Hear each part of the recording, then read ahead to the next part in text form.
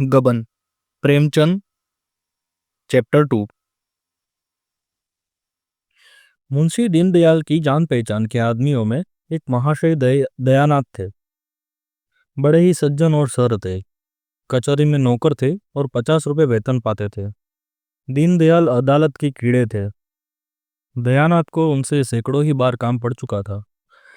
चाहते तो हजारों रुपए वसूल कर सकते थे, पर कभी एक पैसे के भी रवादार न हुए थे। दीनदयाल के साथ ही उनका यह सुलग्न था, उनका स्वभाव था। यह बात भी न थी कि वो बहुत ऊंचे आदर्श के आदमी है, पर रिश्वत को हराम समझते थे। शायद इसलिए कि वह अपनी आंखों से इस तरह के दृश्य देख चुके थे। किसी को जेल जाते देखा था, किसी को संतान से हाथ धोते, किसी को दुर्व्यसनों में फंसते हुए देखा था। ऐसी उन्हें कोई मिसाल न मिलती जिसने रिश्वत लेकर चैन लिया हो। उनकी यह दृढ़ धारणा हो गई थी कि हराम की कमाई हराम में ही जाती है।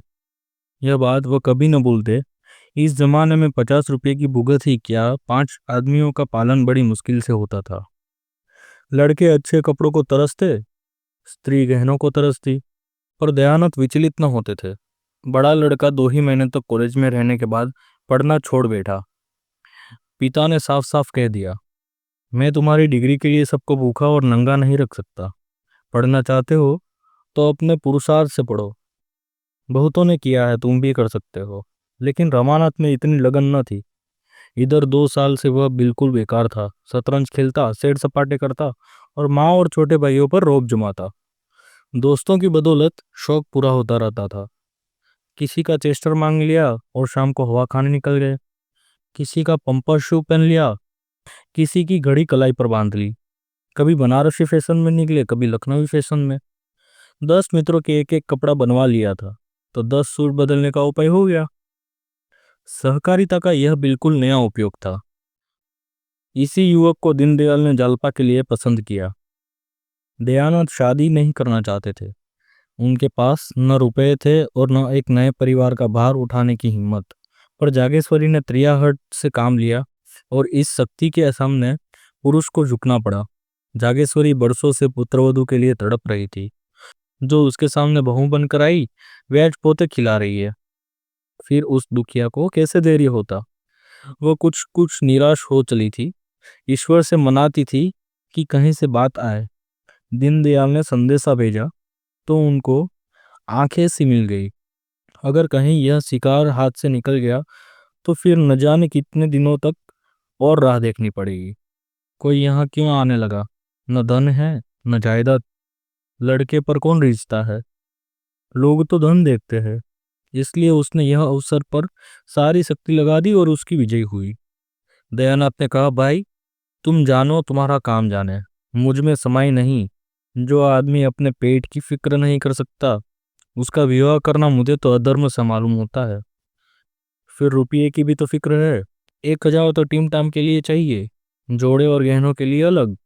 ना बाबा, ये बोझ मेरे मन का तो नहीं। जागेश्वरी पर इन दलीलों का कोई असर न हुआ। बोली, वह भी तो कुछ देंगे। मैं उससे मांगने तो जाऊंगा नहीं, तुम्हारे मांगने की जरूरत ही न पड़ेगी, वह खुद ही देंगे। लड़की के ब्याह में पैसे का मुंह कोई नहीं देखता। हाँ, मकदूर चाहिए। सो दीनदयाल पोड़े आदमी है और फिर यही एक संतान है, बचा कर रखेंगे तो किसके लिए? दयानाथ को अब कोई बात न सूझी। केवल यही कहा, वह चाहे लाख दे चाहे एक न दे, मैं न कहूंगा कि दो, न कहूंगा कि मत दो। कर्ज मैं लेना नहीं चाहता और लूं तो दूंगा किसके घर से? जागेश्वरी ने इस बाधा को मानो हवा में उड़ाकर कहा, मुझे तो विश्वास है कि वह टीके में 1,000 से कम न देंगे। तुम्हारे टिमटाम के लिए इतना बहुत है। गहनों का प्रबंध किसी सराफ से कर लेंगे।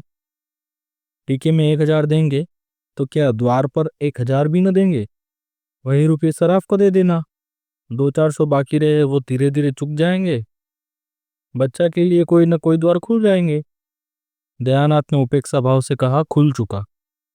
जिसे शतरंज और सैर सपाटे से फुर्सत न मिले, उसे सभी द्वार बंद मिलेंगे। जागेश्वरी को अपने विवाह की बात याद आई। दयानाथ भी तो गुलछर्रे उड़ाते थे, लेकिन उसके आते ही उन्हें 4 पैसे की कमाई की फिक्र होने लगी। साल भर भी न बीतने पाया था कि नौकर हो गए। बोली, बहू आ जाएगी तो उसकी आंखें भी खुलेंगी। जब तक गले में जुआ नहीं पड़ा है तभी तक यह कुलेले है। जुआ पड़ा और सारा नशा हिरन हुआ। निकम्मों को राह पर लाने का इससे बड़ा और कोई उपाय नहीं है। जब दयानाथ परास्त हो जाते हैं तो अखबार पढ़ने लगते हैं। अपनी हार को छिपाने का उनके पास यही संकेत था।